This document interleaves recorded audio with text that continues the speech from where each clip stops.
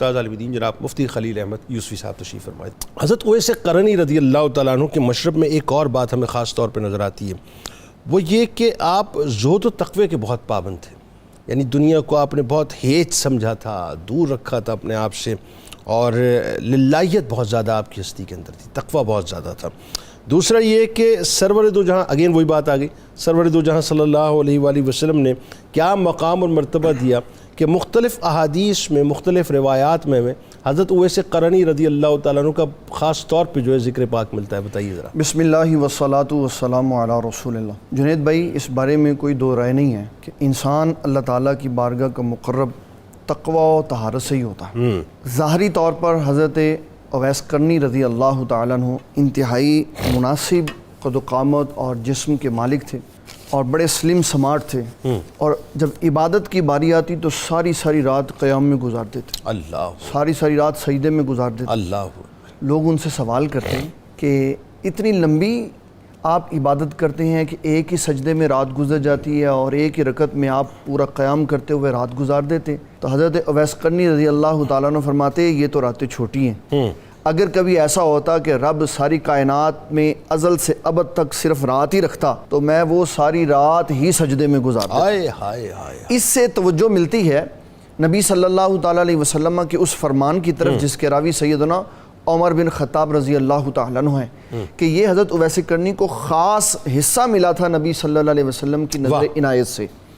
آپ صلی اللہ علیہ وسلم نے سیدنا عمر بن خطاب رضی اللہ تعالیٰ عنہ سے سوال کیا، یا عمر اتدری من انا، تم جانتے ہو کہ میں کون ہوں؟ عرض کی حضور اللہ و رسول عالم، اللہ جانے، اللہ کے رسول جانے آپ کی حقیقت کیا ہے۔ تو آپ نے فرمایا جب رب کائنات جل جلالہ نے مجھے بنایا نا، تو اس نے مجھے فرمایا میرے حبیب مجھے سجدہ کرو، تو فرمایا میں نے اللہ کی بارگاہ میں 500 سال کا سجدہ کیا۔ تو وہ سجدے کی تاثیر حضرت اویس قرنی میں نظر آ رہی ہے کہ زہد و تقوی، عبادت، ریاضت میں ساری رات جاگتے ہیں، اور کبھی کمزوری اور نقاہت نہیں محسوس ہوتی۔ اب دونوں چیزوں کو ملا لیں ساتھ، ایک طرف بیمار والدہ ہے، دوسری طرف عبادت ہے، رات کھڑے ہو کے عبادت کرتے ہیں، جو ہی اماں جان کی آواز آتی ہے تو عبادت سے فارغ ہو کر اماں جان کی طرف آتے ہیں، پھر اماں جان کی خدمت کر کے پھر عبادت، رب بھی راضی اور والدہ بھی راضی۔ اور پھر نبی صلی اللہ تعالیٰ علیہ وسلم نے جو آپ کے فضائل اور مناقب میں بات کی، صحیح مسلم کی روایت، رسول اللہ صلی اللہ علیہ وسلم نے فرمایا قبیلہ مراد کا ایک شخص جس کا نام اویس ہے تمہارے پاس یمن کے وفود میں سے آئے گا، اس کے جسم پر ایک نشان ہوگا، اور فرمایا اپنی والدہ ماجدہ کی خدمت کرتا ہوگا، اور اللہ جل جلالہ کی قسم کھاتا ہے کہ جب اللہ کی وہ کسی بات پہ قسم کھا لیتا ہے نا تو اللہ اس کی بات رد نہیں کرتا۔ یہ ذکر ہے اصل میں نبی صلی اللہ علیہ وسلم کی اس حدیث مبارک کے ساتھ اگر اس کو ملائیں، آپ نے فرمایا اللہ کے بندوں میں سے بعض بندے ایسے ہیں کہ جب کہیں گواہی دینے کے لیے جائیں تو کوئی گواہی نہیں قبول کرتا، جب کسی کے ہاں رشتہ مانگنے کے لیے رشتہ بھیجیں تو کوئی رشتہ نہیں دیتا،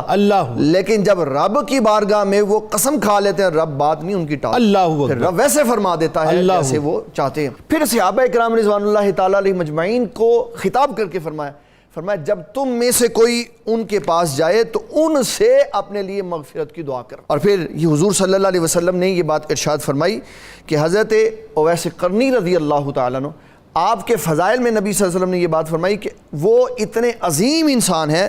کہ اللہ تبارک و تعالیٰ کے حضور میری امت کے لیے شفاعت کی دعا کریں۔ سبحان اللہ، سبحان اللہ۔